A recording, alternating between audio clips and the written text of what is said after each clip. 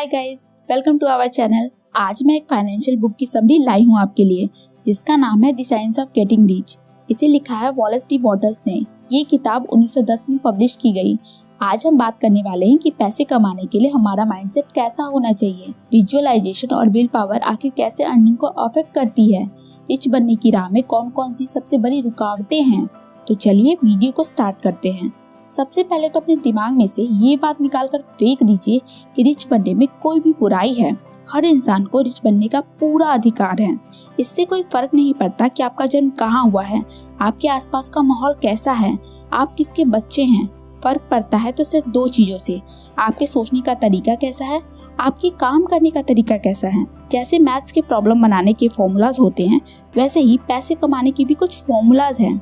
अब आप सोच रहे होंगे कि क्या ये फॉर्मूलाज इतने कठिन हैं कि कुछ ही लोग इसको फॉलो कर पाते हैं और रिच बन पाते हैं। तो मैं आपको बता दूं कि ये कोई रॉकेट साइंस नहीं है। इसके लिए कोई स्पेशल क्वालिफिकेशन नहीं चाहिए, बस आपको बेसिक चीजों को सोचने और समझने की अक्ल होनी चाहिए। हाँ, अगर आपके पास कोई स्पेशल टैलेंट है तो आपके लिए प्लस पॉइंट तो है ही, पर ये टैलेंट आपको रिच बना ही देगा इसकी कोई गारंटी नहीं है। तो चलिए इन फॉर्मूलाज को समझने की कोशिश करते हैं। First formula, power of thought. चलिए अब आप जहाँ पर भी हैं वहाँ अपने आसपास देखना शुरू कीजिए। आपको बहुत सारी चीजें दिख रही होंगी, जैसे बल्ब, फैन, क्लॉक, लैपटॉप या मोबाइल जिस पर आप ये वीडियो देख रहे हैं।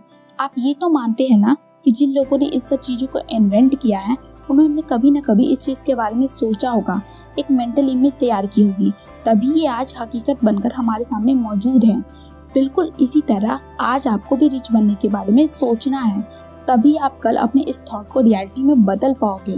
मैं उम्मीद कर रही हूँ कि अब तक आपने वो मेंटल इमेज क्रिएट कर ली होगी। पर ये क्या, जब आपने अपनी आंखें बंद करके उस इमेज को विजुअलाइज करने की कोशिश की तो वो इमेज धुंधली पड़ गई। ऐसा क्यों हुआ? ये इसलिए हुआ क्योंकि आपकी विजन ही क्लियर नहीं है।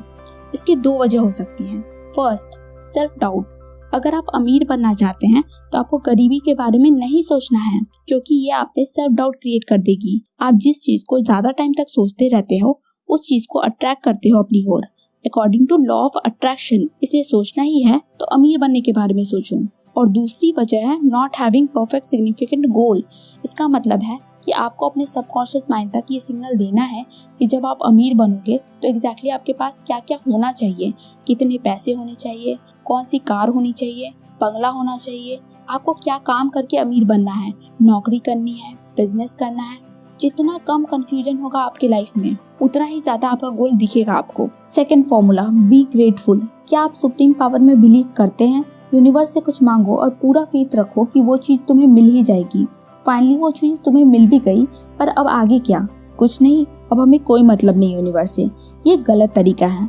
आमतौर पर भी डे टू डे लाइफ में अगर आपको कोई कुछ देता है तो बदले में एटलीस्ट आप उसे थैंक यू तो बोलते ही हो, तो फिर यूनिवर्स को थैंक यू कहना क्यों भूल जाते हो? यूनिवर्स का भी आभार मानो, उसने आपकी विश पूरी कर दी। कुछ लोगों की आदत होती है हमेशा कंप्लेन करने की कि उनके पास ये नहीं है, वो नहीं है। इस चक्कर में वो दूसरों को देखकर जलते रहते हैं और बेवजह दुखी होते रहते हैं। वो ये देख ही नहीं पाते कि उनके पास क्या है और ना ही इस चीज के लिए थैंकफुल हो पाते हैं। थैंकफुल होने से आपको इंटरनल पीस मिलती है। आप उस सोर्स से कनेक्टेड रहते हो जो आपकी डिजायर्स फुलफिल कर रही है। इसलिए ये काफी ज्यादा संभव है कि जब आप रिच बनने की डिजायर यूनिवर्स तक पहुंचाओगे तो आपकी ये विश भी पूरी हो जाएगी। Third, competitive to creative. हमारा एजुकेशन सिस्टम, सोसाइटी और इवन हमारे पेरेंट्स ने हमारे दिमाग में एक बात जाने अनजाने में फीड कर दी है कि अगर आपको इस वर्ल्ड में सरवाइव करना है तो कंपटीशन करना ही होगा। स्कूल में मार्क्स के लिए, कॉलेज में प्लेसमेंट के लिए, नौकरी में प्रमोशन के लिए, हर जगह आपको कम्पिटिट करना ही पड़ेगा लोगों से। कोई अगर पीछे होगा तभी आप आगे बढ़ोगे, पर ये सच नहीं है। अगर विश्वास नहीं होता तो मैं एग्जांपल देती हूँ। ओला या उबर को ही देख लीजिए। क्या इन्होंने किसी से कॉम्पिटिट किया? नहीं, इन्होंने क्रिएट किया एक ऐसा प्लेटफॉर्म जहाँ पे ड्राइवर्स और कस्टमर डायरेक्टली कनेक्ट हो सकें।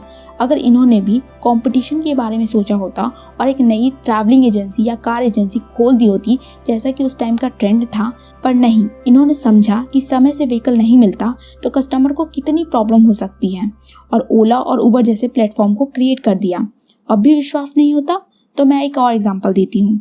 जोमेटो और स्विगी को ही देख लीजिए। क्या इन्होंने कंपटीशन का रास्ता अपनाया? नहीं, बिल्कुल नहीं, इन्होंने भी क्रिएशन पे ध्यान दिया, ना कि कंपटीशन पे। मुझे लगता है कि अब आप लोगों को विश्वास हो गया होगा कि कंपटीशन से ज़्यादा क्रिएशन में दम है और उसमें लोग इजीली रिच बनते हैं।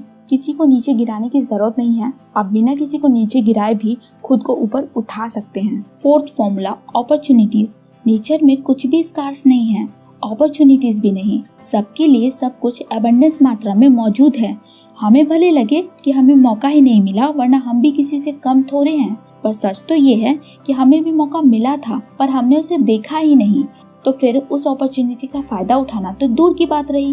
क्यों हमें नहीं दिखा कि लोग फूड डिलीवरी करवाना पसंद करते हैं, वो बाहर जाकर रेस्टोरेंट में खाना नहीं चाहते, तो फिर हमने क्यों नहीं जोमेटो या स्विगी को बनाया, या फिर बिग बास्केट या अमेज़न ही बना देते, जिससे सारे सामान घर पे इजीली डिलीवर हो जाए। ये सब अपॉर्चुनिटी तो हम सबके सामने ही थी, पर हमने कभी इस तरफ ध्यान ही नहीं दिया। तो सबसे पहले तो अपने आसपास नजर घुमाइए, अपॉर्चुनिटीज भरी पड़ी हैं, बस आपके देखने की देर है। हमेशा ग्रोथ के बारे में सोचिए, सिर्फ अपनी ही ग्रोथ नहीं बल्कि दूसरों की भी। ये ग्रोथ सीकिंग मेंटालिटी ही आपको अपॉर्चुनिटीज ला कर देगी। Fifth formula, take actions. सोच तो बहुत कुछ लेते हैं हम, पर जब एक्चुअल एक्शन लेने की बारी आती है तो हम प्रोक्रेस्टिनेट करने लगते हैं। ये ध्यान रखिए कि डे ड्रीमिंग आपको कहीं नहीं लेके जाने वाली। At the end of the day आपको एक्शंस लेने ही पड़ेंगे, आपके एक्शन ही आपको गोल तक पहुंचाएंगे। यहाँ पर मैं आपको एक फॉर्मूला बताना चाहती हूँ, faith plus action is equal to reality. पर यहाँ पर भी आपको एक चीज का ध्यान रखना है, आपको एफिशिएंट एक्शन लेने हैं। इसका क्या मतलब है, एक एग्जांपल देती हूँ। आपने कभी ध्यान दिया है कि ज्यादातर लोग जो गवर्नमेंट जॉब में होते हैं वो अपना काम कैसे करते हैं? वो एक दिन के काम को एक हफ्ते तक खींचते हैं, क्योंकि उन्हें पता है कि उनकी जॉब तो सिक्योर्ड है। ऐसा लगता है कि वो सिर्फ अपनी अटेंडेंस गिनवाने के लिए ही ऑफिस आ रहे हैं। एक्शन तो वो भी ले रहे हैं, पर वो एक्शन बिल्कुल भी इफेक्टिव नहीं है। अगर वो अपना काम सही ढंग से करते तो कुछ सीख ही लेते उससे, क्या पता ये भविष्य में उनके काम ही आ जाता। पर नहीं, उन्हें पता है कि पैसे तो आने ही हैं, चाहे काम स्लो करो या फास्ट करो। और ऐसी सोच बहुत हार्मफुल होती है।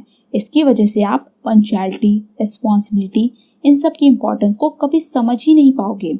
इसलिए आप हमेशा इफेक्टिव एक्शन लीजिए, यही आपको आपके गोल तक पहुंचाएगा। सिक्स्थ फॉर्मूला और आखिरी फॉर्मूला है वैल्यू क्रिएशन। इसका क्या मतलब है, आप जो भी काम कर रहे हैं उसमें अपना 100 नहीं बल्कि 110% दें, यानी जी जान लगा दें। पर इस बात का ध्यान रखें कि उस काम से लोगों को फायदा हो रहा है या नहीं, लोग कुछ सीख भी रहे हैं या नहीं। अगर आप दूसरों की लाइफ में वैल्यू ऐड करोगे तो ऐसा हो ही नहीं सकता कि आपकी लाइफ में वैल्यू ऐड ना हो। अगर आप कोई बिजनेस कर रहे हो तो कोशिश करें कि कस्टमर आपके सर्विस से खुश हो और सेटिस्फाइड हो।